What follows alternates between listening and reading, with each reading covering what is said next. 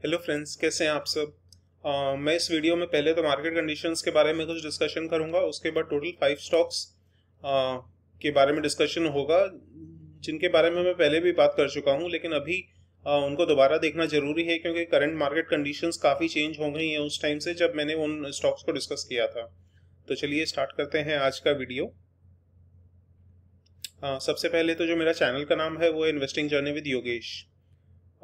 तो जिन लोगों ने अगर अभी तक सब्सक्राइब नहीं किया है या अगर वीडियो को लाइक नहीं किया है तो प्लीज़ कर दीजिए अगर आपको पसंद आए तो। और सबसे बड़ी जो इम्पोर्टेंट मेरा पर्पस है इस चैनल को खोलने में वो ये कि बेसिकली जो इन्वेस्टमेंट है वो बेसिकली सिर्फ स्टॉक से नहीं, मैं बेसिकली ये अपने एक्सपीरियंसेस शेयर करना चाहता हूँ, अपनी गलतियाँ शेयर करना चाहता हूँ, जहाँ जहाँ मुझे सक्सेस मिला है वो शेयर करना चाहता हूँ, ताकि हम लोग अपने आप के ऊपर इन्वेस्ट कर सकें। क्योंकि ये मेरे हिसाब से सबसे बड़ा इन्वेस्टमेंट ये है कि investment in your own self. But काफ़ी बार क्या होता है कि अपने इन्वेस्टमेंट करना नहीं चाहते, बट उसके बावजूद अपने को रिटर्न चाहिए। जब इन्वेस्टमेंट करेंगे ही नहीं अपने ऊपर, अपने आप को सुधारने में मेहनत ही नहीं करेंगे, तो रिटर्न्स कहाँ से मिलेंगे। वैसे ही एक इम्पॉर्टेंट लेसन जो मैंने सीखा है स्टॉक मार्केट में या लाइफ में भी, कि all that glitters is not gold. सब कुछ चमकने वाली चीज़ें गोल्ड नहीं होती। ऐसे स्टॉक मार्केट्स में जो स्टॉक सबसे ज़्यादा चर्चा में होते हैं जरूरी नहीं है वो गोल्ड हो। ऑब्वियसली जैसे मेरे फेवरेट एग्जांपल्स हैं पेटीएम हो, नायका हो। ग्लिटर बहुत है इन सब स्टॉक्स में, बट सोना नहीं है।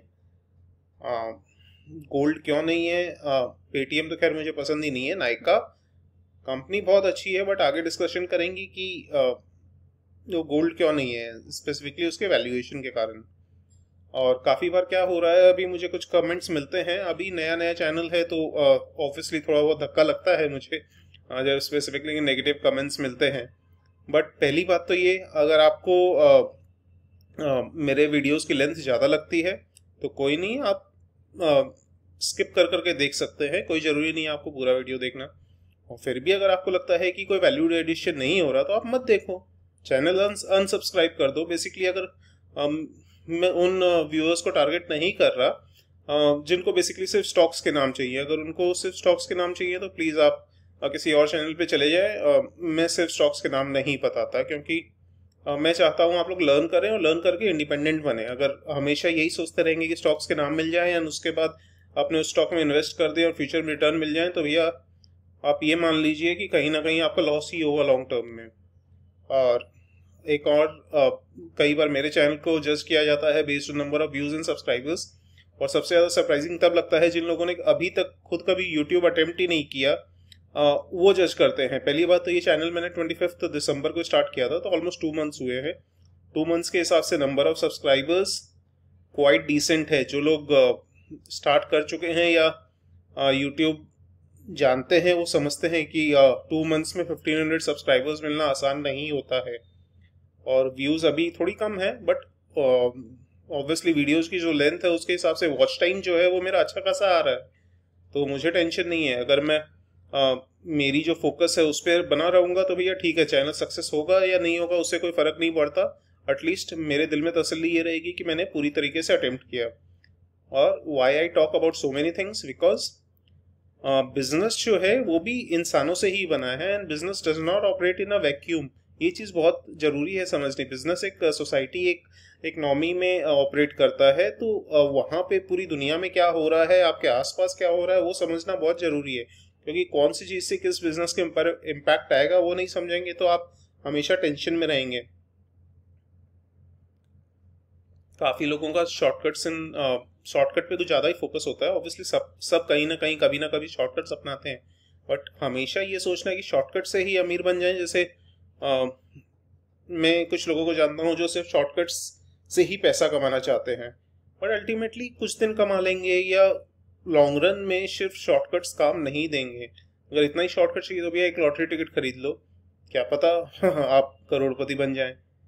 पर्सनली जो मेरा ओपिनियन है, मेरे हिसाब से लर्निंग के बिना अर्निंग पॉसिबल नहीं है, अनटिल अनलेस ऑब्वियसली आपके पापा बहुत अमीर हैं तो।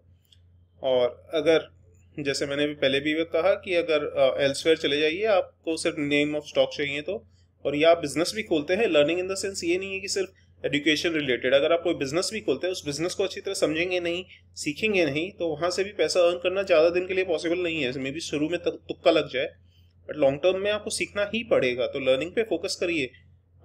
बिग बॉस, नागिन जैसे शोज में भी देखता हूँ, कभी कभी क्रिकेट में भी देखता हूँ, आईपीएल भी देखता हूँ, लेकिन इसका मतलब ये नहीं है इन चक्करों में मैं लर्निंग को भूल जाऊं। शायद कहीं ना कहीं आज जो मैंने लाइफ में जितना भी कुछ अचीव किया है वो सिर्फ और सिर्फ इसलिए क्योंकि मैंने लर्निंग पे बहुत फोकस किया है। हर चीज़ से मैंने कुछ ना कुछ सीखना चाहा है, और हर इंसान से सीखना चाहा है, चाहे वो कोई भी हो, चाहे वो बच्चा हो, बड़ा हो, गरीब हो, अमीर हो, कोई फर्क नहीं पड़ता, आप कहीं से भी सीख सकते हैं। और काफ़ी बार क्या होता है, स्टॉक्स में सिर्फ और सिर्फ फोकस होता है प्राइस राइज पर। उसकी वजह से क्या होता है कि रिस्क नहीं लेना चाहते आप। अगर आप ये समझिए कि स्टॉक्स में, इन्वेस्टमेंट में हमेशा रिस्क होता है। रिस्क सिर्फ बोलने के लिए नहीं, रिस्क, एक्चुअल रिस्क का मतलब है कि स्टॉक प्राइस जो आप ले रहे हैं, जो स्टॉक ले रहे हैं, उसका प्राइस गिर भी सकता है। तो आपको उसके लिए भी तैयार रहना पड़ेगा अगर प्रॉफिट्स कमाने हैं स्टॉक मार्केट में। तो नहीं तो फिर भैया आप आराम से कोई और एसेट क्लास में इन्वेस्ट करिए, अगर रिस्क नहीं लेना तो। बट काफ़ी बार रिस्क को क्या समझते हैं भैया, कोई भी स्टॉक, जैसे मैंने ही फॉर एग्जांपल किसी स्टॉक को डिस्कस किया, मैंने बोला अच्छा बाय है, तो उस प्राइस पे ले लिया। बट उस स्टॉक में जैसे जितने स्मॉल कैप और मिड कैप है उसमें रिस्क ज़्यादा होता है, तो प्राइस गिर भी सकता है। उसके बाद टेंशन में आ जाना सेंस नहीं बनता। आप अगर फंडामेंटल स्टोरी है, फंडामेंटल चेंज नहीं हुआ है, तो आप थोड़ा लॉन्ग टर्म के लिए होल्ड करिए, क्योंकि हमें नहीं पता जब जिस प्राइस पे हमने लिया है उसके शॉर्ट टर्म में क्या इम्पैक्ट होगा, गिर भी सकता है, बढ़ भी सकता है। और मैंने ये tenets of good fundamental analysis अपने कम्युनिटी टैब में शेयर किया था, कुछ लोगों ने पढ़ा होगा। बहुत इंपॉर्टेंट पॉइंट्स हैं, हो सके तो आप लोग जाके पढ़िए। और इसमें एक इंपॉर्टेंट पॉइंट था कि good companies can be very bad buys. इसका मतलब ये है कि जो कंपनीज, काफ़ी कंपनी ऐसी होती हैं जो बहुत अच्छी होती हैं, बट उसका मतलब ये नहीं कि आप उनको किसी भी प्राइस पे ले लें। Nykaa one of my favourite examples बन चुका है कुछ टाइम से, क्योंकि रोज कुछ ना कुछ नया सीखने को मिल रहा है मुझे भी। फॉर एग्जाम्पल अभी नायका का मार्केट कैप है 60,000 करोड़, और लास्ट क्वार्टर की जो सेल थी वो ऑलमोस्ट 1100 करोड़ की थी। तो पूरे साल की अगर सेल जिसको करे तो अराउंड 5,000 करोड़ हो जाएगी, थोड़ी बहुत ग्रोथ अगर कंसिडर करें तो भी। प्राइस टू सेल्स रेशियो आता है 12 का, जो हद से ज़्यादा हाई है, और प्रॉफिट सिर्फ 28 करोड़। और अगर पूरे साल का चलो 200 करोड़ मान लेते हैं, तो भी प्राइस अर्निंग्स रेशियो 300 का आता है, तो अभी भी बहुत हाई है। बट ऑब्वियसली क्योंकि नायका का आईपीओ अभी रिसेंटली आया था, तो काफ़ी लोग ये बोल सकते हैं अभी तो प्रोसीड्स आए हैं कंपनी में, तो अभी उन प्रोसीड्स को यूज़ करेंगे, कंपनी उन पैसों को यूज़ करेगी और बहुत रैपिडली ग्रो करेगी, एक्सपोनेंशियली ग्रो करेगी। अच्छी बात है, लेकिन आप ये समझिए कि नायका का जो आईपीओ आया था उसमें फ्रेश इशू कितना था और ऑफर फॉर सेल कितना था। फ्रेश इशू सिर्फ 630 करोड़ ही थे जो कंपनी को मिलने वाले थे, उसमें offer for sale OFS 4700 crore का था। इसका मतलब ये जो पैसे हैं 4700 करोड़ आईपीओ के, ये प्रोमोटर्स के पॉकेट में जाने वाले हैं।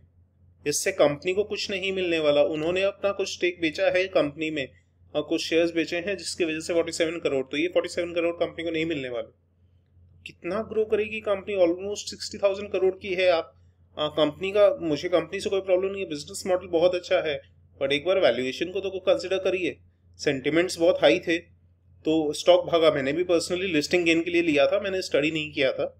उसके बाद जब मैंने स्टडी किया तो देखा, ऑब्वियसली एक मुझे लॉट हुआ था मम्मी के अकाउंट से, तो मैंने उसको 2375 जैसा आप देख सकते हैं उसके प्राइस पे सेल कर दिया था, तो आराम से अराउंड 15,000 का प्रॉफिट मिल गया। उसके बाद एक बार 2375 भी क्रॉस हुआ था, लेकिन अभी आप देखिए कहाँ ट्रेड कर रहा है, 1300 पे।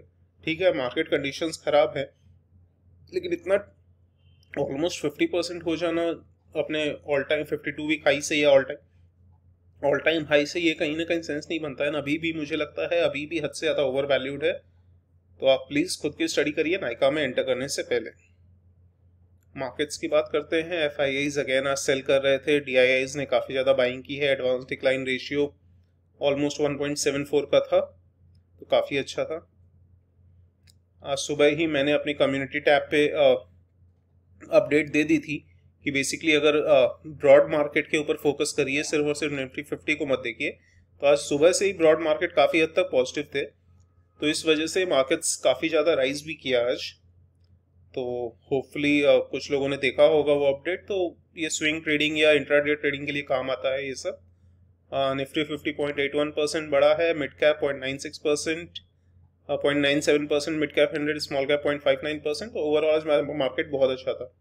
और प्राइस अर्निंग्स रेशियो पे नज़र डालिए, निफ्टी 50 21.59 का है, तो ओवरऑल फेयरली वैल्यूड लग रहा है। मिड कैप और स्मॉल कैप का पी भी रीजनेबल लग रहा है, कंसिडरिंग कि मिड कैप और स्मॉल कैप पी एवरेज में थोड़ा सा ज़्यादा होता है। अब 5 स्टॉक्स जिनकी बात कर लेते हैं। बीसीएल इंडस्ट्रीज, ये शेयर में काफ़ी ज़्यादा करेक्शन आ गया है, बट मैं वरिड हूँ एकदम भी नहीं इस शेयर को लेकर। मैं बहुत ज़्यादा बुलिश हूँ फ्यूचर के लिए। हाँ, रशिया यूक्रेन क्राइसिस के, क्योंकि ये कंपनी ऑयल इंडस्ट्री में है, तो ऑयल के प्राइसेस बहुत ज़्यादा बढ़ने की उम्मीद है, जिसकी वजह से बीसीएल इंडस्ट्रीज काफ़ी ज़्यादा प्रेशर में है।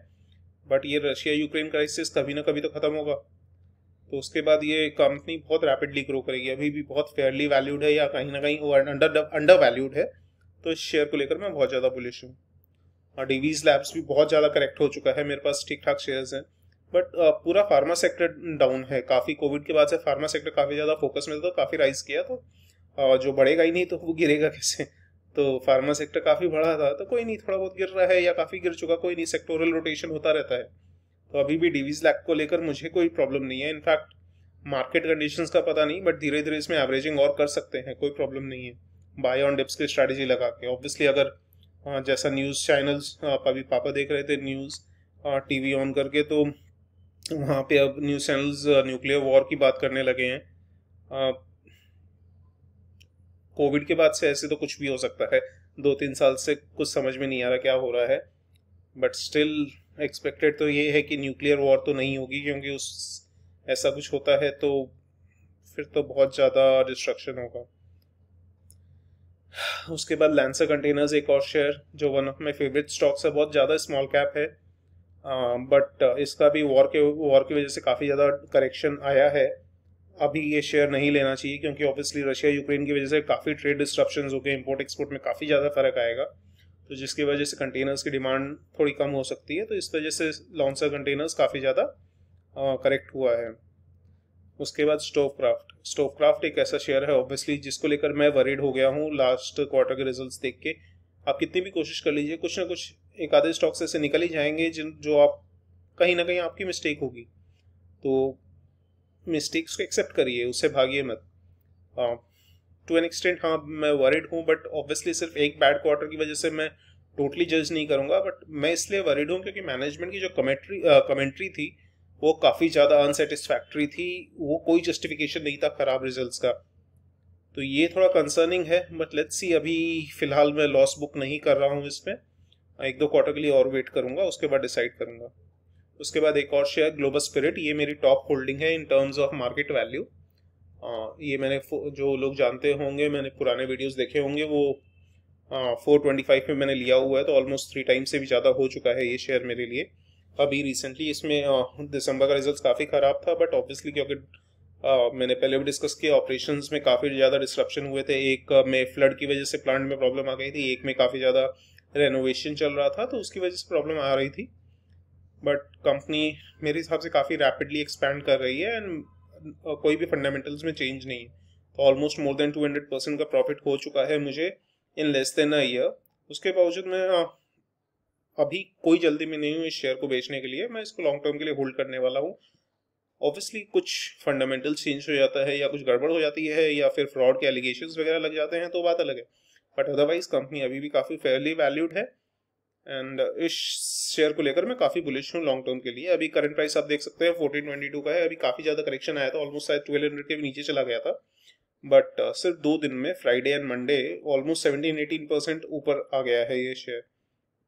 तो यही है स्टॉक मार्केट में जो फंडामेंटली स्ट्रॉन्ग कंपनी है। किसी ने मुझे कमेंट भी किया था कि आप ग्लोबल स्पिरिट में प्रॉफिट बुक कर चुके हैं क्या, मैंने कहा नहीं, मुझे नहीं पता कि मार्केट कंडीशंस क्या रहेंगी, या फिर कब ये शेयर भागने लगेगा।